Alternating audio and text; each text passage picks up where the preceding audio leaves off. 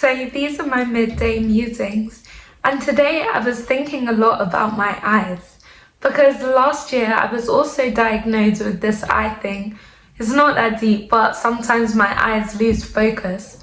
But from when I can't really pronounce the name too tough, I said that's not mine. Anything that I can't pronounce, it means it's not mine.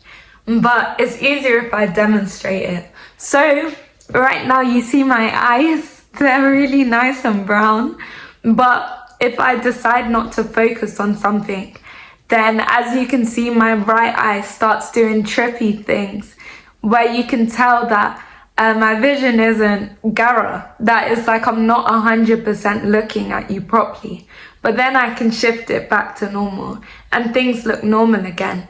And then, so I started thinking about the scripture, Psalms chapter 29, verses 18 to 19, particularly in the American Standard Version, where it says, "Where there is no vision, my people cast off restraint." And so I started to think that where there is no vision, where my eyes aren't centered on an object, where I can't say that I'm physically looking at something, my eyes begin to wander. My right eye does its own thing and my vision starts to blur. And I was thinking, if that's in a physical sense, then how much more in a spiritual sense, where you don't have a vision for where you're going. Anything goes. There's nothing that's holding you back because you don't have anything that you're seeking.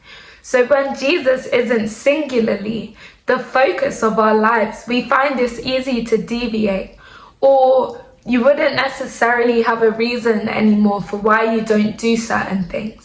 But when your mind is fixated on Christ, when Christ becomes your whole life, then you can easily and very quickly say, no, I don't go to those places because the love of God is constraining me.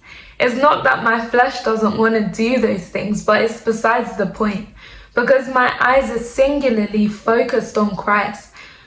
Obviously, temptation is still there, but it's easier to circumvent temptations when Christ is the one that I'm looking at. But then I thought it's easy when you no longer have a solid vision for your eyes to wander. That maybe my left eye was still looking at my phone, but my right eye was looking elsewhere.